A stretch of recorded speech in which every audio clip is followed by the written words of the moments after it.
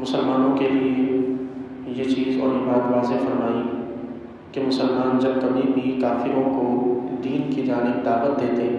تو کافر ہمیشہ ان سے یہ کہتے ہیں کہ ہم تمہارے دین کا انکار کرتے ہیں اور ہمارے لیے وہی رسوم اور وہی رواج کافی ہیں کہ جن پر ہم نے اپنے باپ دادا کو پایا ہے۔ اور اس کے حوالے سے رسوم و رواج وغیرہ کے حوالے سے رب تعالیٰ کے احکام کو ذکر کیا گیا ہے کہ باپ دادا اگرچہ جاہل ہوں، انہیں دین کے بارے میں کچھ نہ معلوم ہو، ہمارے یہاں اس کے باوجود باپ دادا کی جانب سے چلی آنے والی رسموں کو ہی اہمیت دی جاتی ہے اور اس کے مقابلے میں دین کو ترک کر دیا جاتا ہے اور چھوڑ دیا جاتا ہے، اور یہی چیز ہمارے یہاں بہت سی خرابیوں کا باعث اور سبب ہے۔ اس کے بعد اللہ تبارک و تعالیٰ نے مسلمانوں سے خطاب کرتے ہوئے ارشاد فرمایا، یا ایھا الذین آمنوا، اے ایمان والو، علیکم انفسکم، تم اپنی فکر کرو، لا یضرکم من ضل اذا اہتدیتم، جب تم ہدایت پر ہو تو پھر کسی کی گمراہی تمہیں نقصان نہیں دے گی۔ الی اللہ مرجعکم جمیعا، اللہ ہی کی طرف تم سب نے لوٹنا ہے، فینبئکم بما کنتم تعملون، تو پھر وہ تمہیں بتائے گا کہ تم دنیا میں کیا کیا کرتے تھے۔ آیت مبارکہ میں اس سے چونکہ پچھلی آیت میں اللہ رب العزت نے یہ ارشاد فرمایا کہ لوگ اپنے باپ دادا کی رسموں کو چھوڑ کر اسلام کی جانب نہیں آنا چاہتے تھے، تو یہاں مسلمان جو ہے وہ بڑی کوشش کیا کرتے تھے کہ کافر کسی طرح اسلام لے آئے اور ان مشرکین کو دعوت دیا کرتے، کیونکہ یہ بات واضح ہے کہ مسلمان جو مکہ سے بالخصوص جو ہجرت کر کے مدینے آئے تھے، انہی کے سگے رشتہ دار تھے مکہ میں کہ جو کفر میں تھے، کسی کے والدین، کسی کے جو ہے وہ ننیال ہو گیا، کسی کا ددیال ہو گیا، کسی کے بھائی، یہاں تک کہ کسی کا ماموں وغیرہ، اس قسم کے یہ سارے رشتہ دار ہی تھے کہ جو کفر میں تھے۔ تو جو کلمہ پڑھتا اسے بڑی فکر ہوتی کہ میرے جو رشتہ دار ہیں، قریبی جو لوگ ہیں، یہ دوست احباب جو ہیں، یہ کیوں کفر میں پڑے ہوئے ہیں؟ وہ انہیں دعوت دیتے اسلام لانے کی، لیکن آگے سے وہی جواب ملتا کہ ہمارے لیے وہی کافی ہے کہ جس پر ہم نے اپنے باپ دادا کو پایا ہے۔ اب مسلمانوں کو یہ چیز بڑی تکلیف اور اذیت دیتی، یہ بڑے پریشان ہوتے ہیں اور بعض اوقات ان کے دل جو ہے وہ خراب ہوتے ہیں کہ ہم الگ دین میں ہیں اور ہمارے باقی رشتہ دار الگ دین میں ہیں، یہ چیز انہیں اذیت دیتی، اور پھر انہیں اس بات کی بھی فکر ہوتی کہ کہیں ایسا نہ ہو کہ ان کے کفر کی وجہ سے ہم سے مواخذہ ہو جائے، ہماری پکڑ ہو جائے، کہ اللہ تعالیٰ ہماری یہ پکڑ فرما دے کہ تمہارے ہوتے ہوئے وہ کافر کیسے رہ گئے، تم نے انہیں دین کی تبلیغ کیوں نہیں کی، تم نے ان تک دین کیوں نہیں پہنچایا۔ تو اللہ تبارک و تعالیٰ نے پھر یہ آیت کریمہ نازل فرمائی کہ یا ایھا الذین آمنوا، اے ایمان والو، علیکم انفسکم، تم صرف اپنی فکر کرو، لا یضرکم من ضل اذا اہتدیتم، جب تم ہدایت پر ہو تو پھر دوسروں کی گمراہی تمہیں نقصان نہیں دے گی، یعنی جب تم ہدایت پر ہو، تم اللہ کے احکام کو مانتے ہو، اللہ تبارک و تعالیٰ پر ایمان رکھتے ہو، اس کے رسول کی رسالت پر ایمان رکھتے ہو، اسلام کے اور ایمان کے تقاضوں کو پورا کر رہے ہو، تو اب تمہارے باقی رشتہ دار ہوں، دوست ہوں، خاندان پورا کا پورا کافر ہی کیوں نہ ہو، ان کا کفر اور ان کی گمراہی وہ تمہیں نقصان نہیں دے گی، یعنی تمہارے ذمے ان سے زبردستی کا اسلام قبول کروانا نہیں، تمہارے ذمے ان سے زبردستی کا کلمہ پڑھوانا یہ نہیں ہے۔ اب یہاں پر ایک اعتراض کیا جاتا ہے، اعتراض یہ ہوتا ہے کہ ہمارے یہاں کچھ لبرل ٹائپ کے لوگ وہ اس آیت کو دلیل بناتے ہیں اور آیت کو دلیل بنا کے کہتے ہیں کہ تم یہ کہتے ہو، مسلمان یہ کہتے ہیں کہ وہ کسی کو امر بالمعروف یعنی نیکی کا حکم بھی دینا ہمارے ذمے ہے اور برائی سے روکنا بھی ہمارے ذمے ہے، جبکہ یہاں تو اللہ نے قرآن میں فرمایا کہ تمہارے ذمے صرف تمہاری اپنی فکر ہے، تو اس سے یہ کیسے ثابت ہوتا ہے کہ مسلمان کے ذمے لوگوں کو جو ہے وہ برائی سے روکنا بھی ہے، نیکی کا حکم بھی دینا ہے؟ اس آیت سے تو سیدھا سیدھا یہ پتہ چلتا ہے کہ اگر کوئی برائی کر رہا ہے تو اسے کرنے دو، کوئی اچھائی کر رہا ہے تو اسے کرنے دو، کیوں؟ اس لیے کہ اللہ نے فرمایا علیکم انفسکم، تم صرف اپنی فکر کرو، اس کا مطلب یہ ہوا کہ دوسروں سے ہمارا کوئی واسطہ نہیں۔ تو اس کا جواب یہ ہے کہ اللہ تبارک و تعالیٰ نے جو یہ فرمایا کہ علیکم انفسکم، کہ تم اپنی فکر کرو، اس کے بعد جو اگلا جو جملہ ہے جس میں فرمایا کہ تم اگر ہدایت پر ہو تو دوسروں کی گمراہی تمہیں نقصان نہیں دے گی۔ اب ہمیں دیکھنا ہے کہ بندہ ہدایت پر کب ہوتا ہے۔ ظاہر ہے کہ ہدایت پر بندہ اسی وقت ہوگا کہ جب وہ اسلام کے تقاضوں کو پورا کرے گا، جب وہ اسلام کے سارے تقاضوں پر عمل کرتا ہوگا، اللہ کے احکام پر عمل کرتا ہوگا، جن چیزوں سے رکنے کا حکم ہوگا ان سے رکتا ہوگا، تبھی تو کہا جائے گا کہ وہ ہدایت پر ہے۔ اور ایسے بندے کو دوسروں کی گمراہی نقصان نہیں دیتی۔ اب ہدایت کے جتنے بھی آپ شعبے بنا لیں، جتنی بھی چیزوں کو آپ اس میں سیٹ کریں ہدایت کے اس فریم میں، ان چیزوں میں سے دو چیزیں یہ بھی ہیں کہ یہ واجب ہے کہ بندہ دوسرے کو نیکی کا حکم دے، یہ بندے پر واجب ہے، یعنی ایسا واجب کہ اگر نہیں کرے گا تو گناہ ملے گا۔ یہ بھی واجب ہے کہ اگر کوئی برا کام کر رہا ہو تو اس کا ہاتھ روکا جائے، اگر نہیں روکے گا تو گناہ گار ہوگا۔ یہ دونوں چیزیں واجب ہیں۔ جب یہ دونوں چیزیں واجب ہیں تو ان دونوں کو کیے بغیر کوئی بندہ ہدایت پر نہیں ہو سکتا۔ اب جب اللہ نے یہ فرمایا کہ جب تم ہدایت پر ہو تو تمہیں کوئی گمراہی نقصان نہیں دے گی، تو اس کا مطلب یہ ہوا کہ بندہ جہاں نمازیں پڑھ رہا ہے وہاں دوسروں کو بھی نماز کا حکم دے رہا ہے۔ جب بندہ خود برائی سے اپنے آپ کو روک رہا ہے تو وہ دوسروں کو بھی سمجھا رہا ہے۔ جب بندہ خود جو ہے وہ نیکیوں کی طرف اپنی توجہ جو ہے وہ لے کر جا رہا ہے تو وہ دوسروں کو بھی نیکیوں کی تلقین کر رہا ہے، کیونکہ اس کے بغیر ہدایت کمپلیٹ ہوگی نہیں۔ تو اللہ نے یہ جو فرمایا کہ اذا اهتدیتم، جب تم ہدایت پر ہو، اس کا مطلب یہ ہوا کہ نیکی کا حکم دینا اور برائی سے منع کرنا یہ اس ہدایت میں شامل ہے۔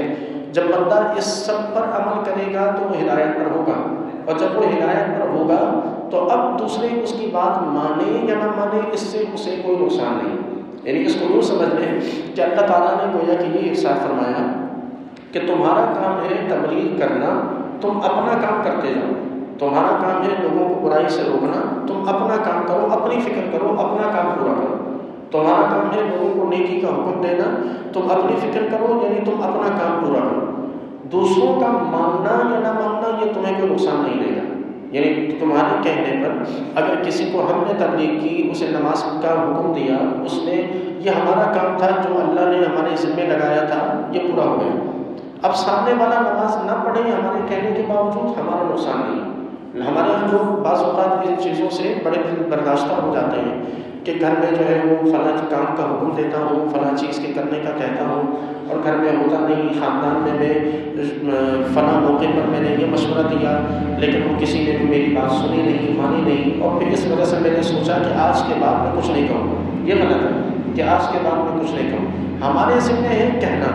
ہمارے ذمہ ہے بولنا، ہمارے ذمہ اللہ نے لگایا کہ نیکی کا حکم دینا، ہمارے ذمہ اللہ نے لگایا کہ برائی سے روکنا، یہ سب ہمارے ذمہ ہے۔ عمل کرنا نہ کرنا یہ رسول کی ذمہ داری نہیں تو ہم عام لوگوں کی ذمہ داری کیسے ہو جائے؟ یعنی پھر تو سب سے بڑا سوال تو وہ رسول اللہ پر ہوتا ہے کہ حضور کی تبلیغ کے باوجود لوگ کافر کیسے رہ گئے۔ اور حضور کا جب انتقال ہوا، آپ کا جب وصال ظاہری ہوا تو مکہ میں کفر کیسے باقی رہ گیا، جبکہ رسول اللہ صلی اللہ علیہ وسلم خود مکہ میں موجود تھے۔ یہودی کیسے رہ گئے، عیسائی کیسے رہ گئے، وہ کلمہ پڑھ کے مسلمان کیوں نہیں ہوئے؟ اس کا مطلب یہ ہوا کہ رسول اللہ کی بھی یہ ذمہ داری نہیں تھی کہ لوگ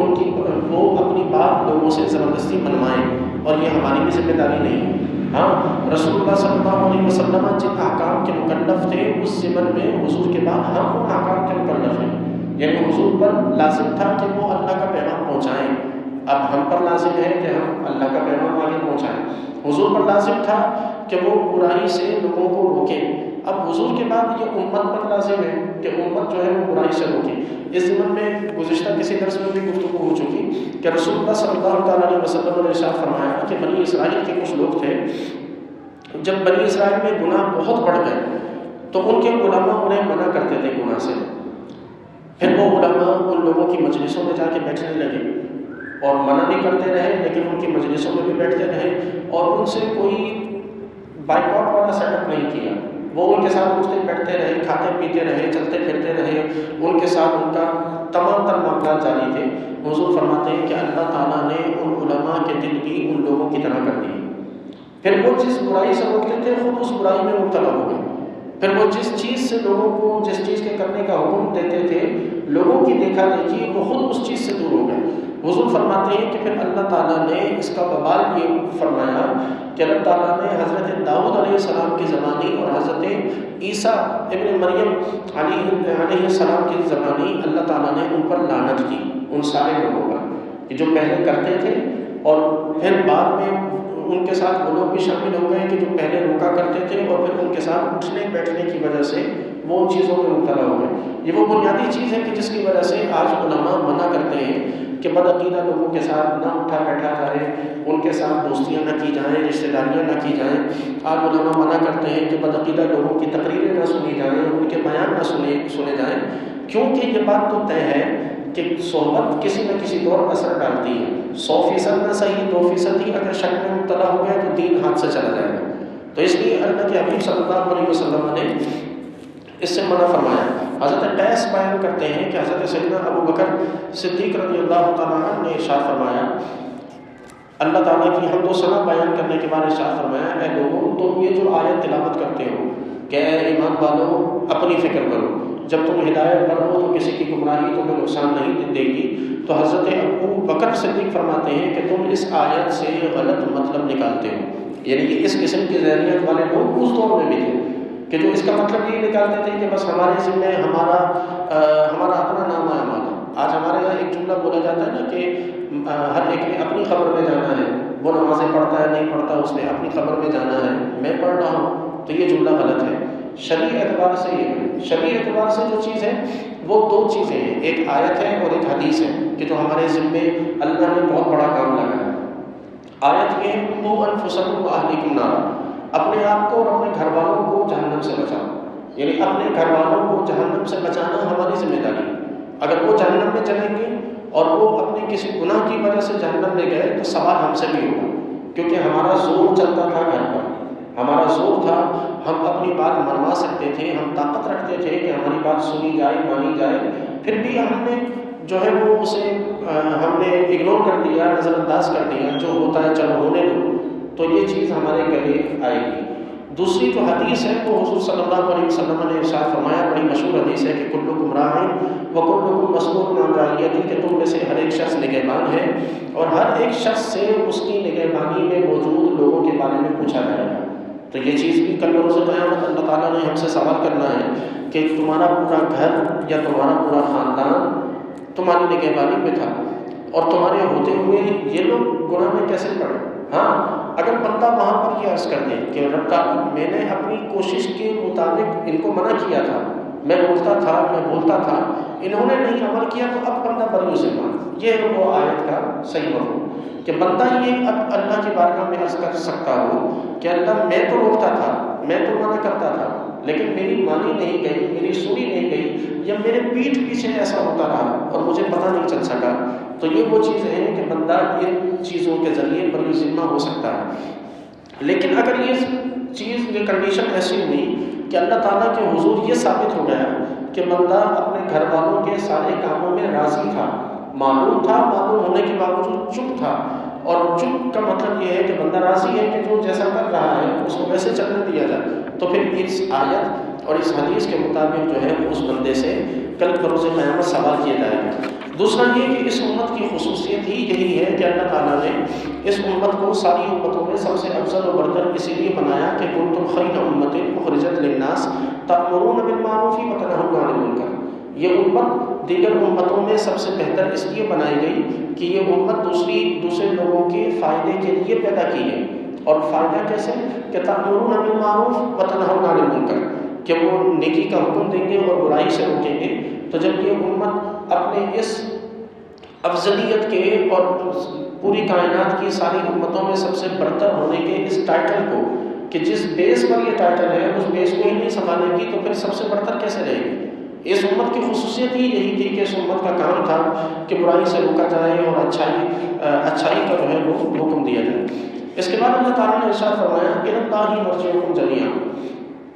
اللہ ہی کی طرف تم سب نے لوٹنا ہے، فَيُنَبِّئُكُم بِمَا كُنتُمْ تَعْمَلُونَ، تو پھر وہ تمہیں بتائے گا، وہ تمہیں خبر دے گا جو کچھ تم دنیا میں جو کچھ تم کیا کرتے تھے۔ یعنی ایسا ہرگز نہیں ہے کہ آج ہم جو ہے وہ چیزوں کو اگنور کر دیں تو اللہ تعالیٰ کا بروز قیامت بھی اگنور کر دیں، آج ہم چیزوں کو سے اپنی آنکھیں پھیر لیں کہ چلو یہ ہو رہا ہے، میرا کیا واسطہ، میں گلی کے دوسرے نکڑ سے نکل جاؤں، تو کل روز قیامت ایسا نہیں ہوگا۔ ہمارا یہ اگنور کرنا بھی اللہ کے یہاں لکھا جا رہا ہے، ہمارا یہ کسی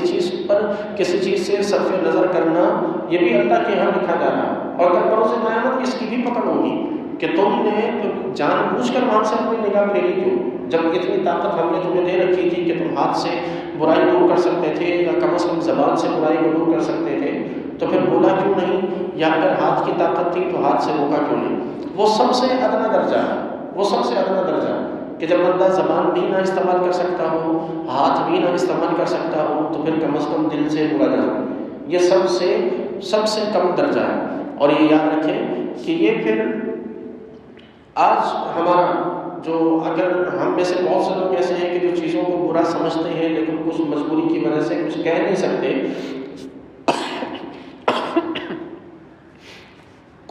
سکتے، یا لوگوں کو روک نہیں سکتے، تو پھر وہ بنی اسرائیل والی اس حدیث کو بھی یاد رکھیں کہ پھر کم از کم ایسے لوگوں سے اٹھنا بیٹھنا پھر کم کریں۔ اگر اٹھنا بیٹھنا اسی طرح ہی رہا تو کیا ہوگا کہ ہمارے دل بھی انہیں کی طرح ہو جائیں گے، اور پھر اللہ تعالیٰ کسی اور کے ذریعے رب تعالیٰ پھر ہم پر لعنت فرمائے گا کہ جس طرح کے بنو اسرائیل پر اور ان کے علماء پر اور ان کے ربانیین پر اللہ تبارک و تعالیٰ نے حضرت داؤد اور حضرت عیسیٰ کے ذریعے لعنت فرمائی، صرف اس وجہ سے کہ وہ دل سے برا تو جانتے تھے، شروع میں روکتے بھی تھے، لیکن انہوں نے ان کے ساتھ اٹھنا بیٹھنا کم نہیں کیا، وہ اسی طرح چلے رہے۔ آج ہمارے یہاں سوسائٹی میں یہی کچھ تو ہے کہ ہم چیزوں کو برا سمجھتے ہیں اور مانتے ہیں کہ فلاں چیز جو گھر میں ہو رہی ہے وہ بری ہے، لیکن اس کے باوجود ہم نہ تو گھر میں کسی قسم کی ممانعت کرتے ہیں، اور اگر ممانعت بھی ہوتی ہے تو سرسری طور پر ایک دفعہ کہہ دیا، 2 دفعہ کہہ دیا، اس کے بعد چلو جو ہو رہا ہے وہ اس کو اسی طرح ہونے دیا جائے۔ پھر یہ ہوتا ہے کہ آہستہ آہستہ بندے کا خود کا مزاج ان چیزوں کا عادی ہوتا ہے، اور پھر بندہ خود ان چیزوں میں مبتلا اور ملوث ہو جاتا ہے، اور نتیجہ اس کا یہی ہوتا ہے کہ پھر اللہ کی لعنت کا مستحق بنتا ہے۔ تو ہم اندازہ لگائیں کہ رب تعالیٰ کی لعنت کا مستحق بنتا، اس کے گھر میں برکت کا سوال ہی پیدا نہیں ہوتا، اس کے گھر میں آرام کا، اطمینان کا، سکون کا سوال ہی کیسے پیدا ہو سکتا ہے کہ جس گھر میں برائی پر گھر کے سارے افراد راضی ہو گئے ہوں۔ ایک ہوتا ہے کہ مجبوراً، ایک ہے کہ برائی پر سارے افراد راضی ہیں، گھر کے سارے افراد خوش ہیں برائی پر، اور کسی گناہ کے کرنے کو گھر کے سارے افراد اعزاز سمجھ رہے ہیں، اپنے لیے فخر سمجھ رہے ہیں، تو اللہ کے حبیب کے فرمان کے مطابق تو ان پر لعنت کی گئی۔ تو جب ان پر لعنت ہو گئی تو اب سوال ہی پیدا نہیں ہوتا کہ رب ان کے رزق میں برکت دے دے، یا اللہ تعالیٰ انہیں سکون کی دولت سے مالا مال کر دے، یا رب تعالیٰ ان کے لیے جو ہے وہ آخرت میں کوئی اجر ان کے لیے رکھے۔ یہ تمام تر چیزیں پھر اللہ کی رحمت سے دور کر دیتی ہیں، اور اللہ تبارک و تعالیٰ ہماری ایک ایک حرکت کو کل بروز قیامت رب تعالیٰ نے ہمیں بتانا ہے۔ پھر آگے ارشاد ہوا، یا ایھا الذین آمنوا شہادۃ بینکم، اے ایمان والو، اذا حضر احدکم الموت حین الوصیۃ اثنان ذوی عدل منکم او آخران من غیرکم، اے ایمان والو جب تم میں سے کسی کی موت کا وقت آ جائے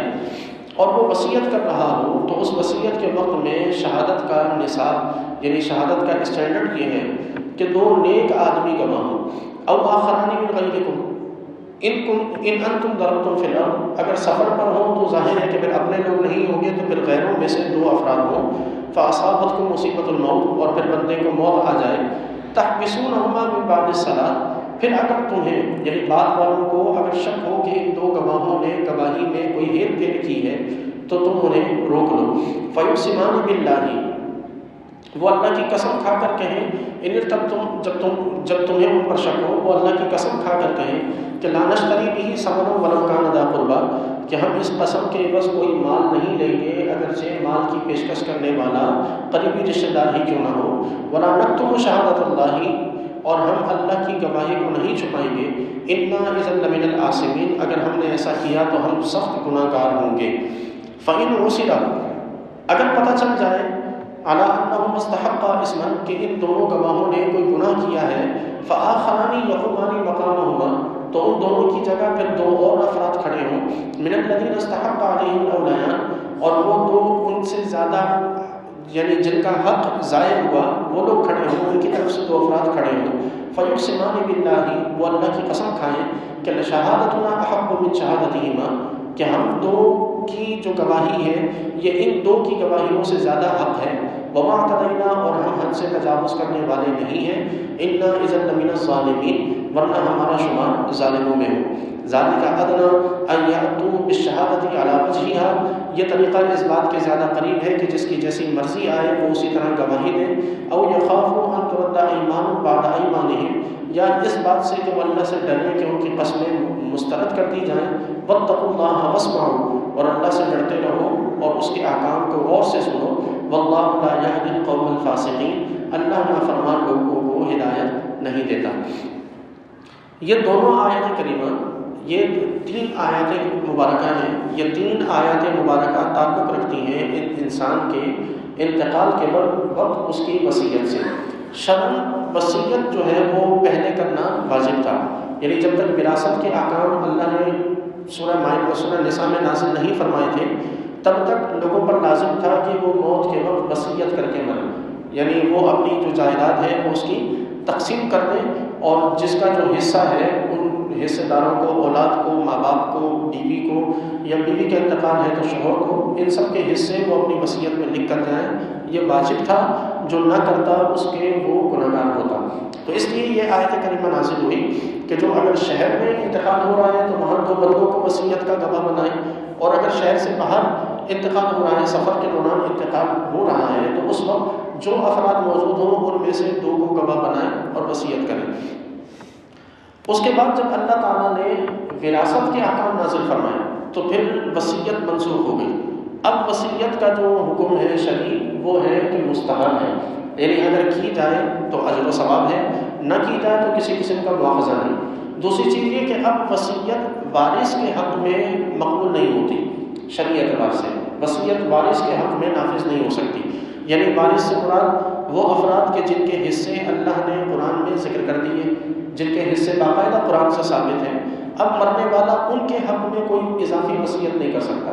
اب اس کی جو وصیت ہوگی وہ کسی 3rd پرسن کے لیے ہوگی، باہر کے کسی فرد کے لیے ہو سکتی ہے، ویلفیئر کے لیے ہو سکتی ہے، کسی ٹرسٹ کے لیے ہو سکتی ہے، کسی ادارے کے لیے ہو سکتی ہے، کسی غریب کے لیے ہو سکتی ہے، یا رشتہ داروں میں سے ہی کسی ایسے کے لیے ہو سکتی ہے کہ جو شرعی اعتبار سے وارث نہ بن رہا ہو۔ اور پھر یہ وصیت بھی پوری کی جائے گی تو صرف 1/3 مال میں، یعنی ایسا نہیں کہ اگر کسی نے یہ وصیت کر دی کہ میرا آدھا مال مرنے کے بعد فلاں کو دے دو تو آدھا دیا جائے گا، نہیں، آدھا نہیں دیا جا سکتا۔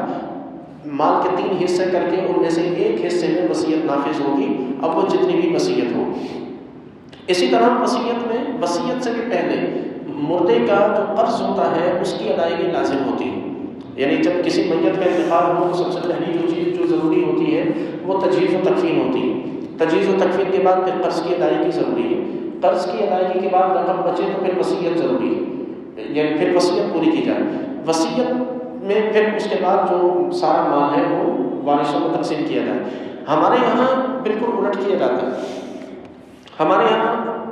وصیت کو تو پھر بھی ویلیو دے دی جاتی ہے، قرض کو کوئی ویلیو نہیں دی جاتی، جبکہ قرض وہ چیز ہے کہ جو میت کے ذمے اگر شہید ہو اور میدان جنگ میں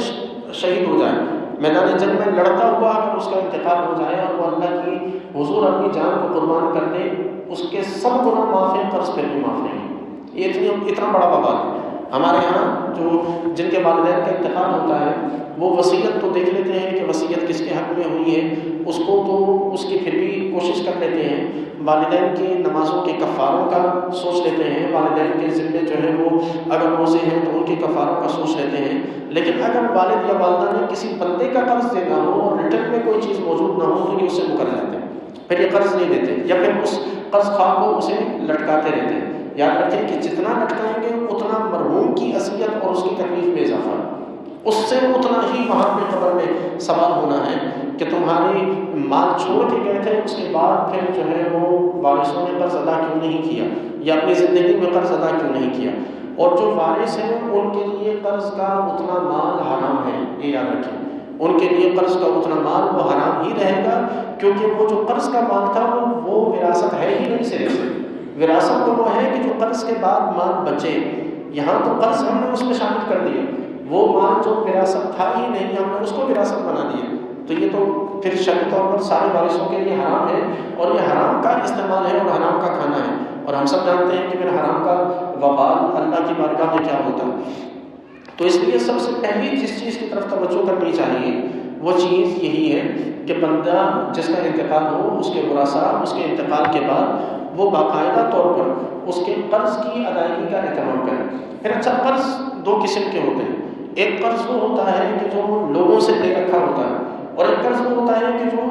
دینی طور پر کسی ذمہ ہوتا ہے۔ مثال کے طور پر روزے نہیں رکھے رمضان کے تو وہ کفارہ قرض ہے، زکوٰۃ ادا نہیں کی تھی تو وہ زکوٰۃ کی ادائیگی وہ قرض ہے، یا پھر یوں جو ہے وہ صدقہ فطر ادا نہیں کیا تھا وہ قرض ہے، کوئی منت مانی تھی وہ پوری نہیں کر سکے وہ قرض ہے، یا اسی طرح جو ہے وہ نمازیں ہمارے بعض اوقات لوگ نمازوں کے کفارے ادا کرتے ہیں، تو یہ سارے دینی قرض ہیں، ان کی ادائیگی بھی ضروری ہے، اور دوسری طرف جو انسان سے قرض لے رکھا ہے باقاعدہ اس کی ادائیگی بھی ضروری ہے۔ یہ دونوں ناقابل معافی ہیں اور ان دونوں کو ادا کرنا یہ ضروری ہے۔ ان کے بغیر وصیت کا سوچا بھی نہیں جا سکتا، وراثت کا حکم ان کے بغیر لاگو ہی نہیں ہوتا۔ ہاں، بعض چیزیں ایسی ضرور ہیں کہ مثال کے طور پر کسی شخص نے قرض ادا کر دیا، اپنے والد کا انتقال ہوا، اب وہ سارا قرض اگر ادا کر دے گا تو پیچھے وراثت میں کوئی مال نہیں بچے گا۔ بعض اوقات ایسا بھی ہوتا ہے کہ بیماری کی حالت میں انتقال ہو جائے تو قرض اتنا ہوتا ہے کہ وراثت کا سارا مال قرضے میں چلا جائے تب بھی قرض باقی رہتا ہے، تو اب اولاد یہ سمجھتی ہے کہ باپ کا سارا مال تو ہمیں دے دیا، اب ہمارے ذمہ کیا، اب تو کچھ بچا ہی نہیں باپ کے مال سے، تو اب ہم کیوں دیں؟ نہیں، ایسا نہیں ہو سکتا۔ اولاد کے لیے اب بھی یہ چیز بحیثیت والدین کے حق ہونے کے یہ لازم ہے کہ وہ والدین کا قرض ادا کریں۔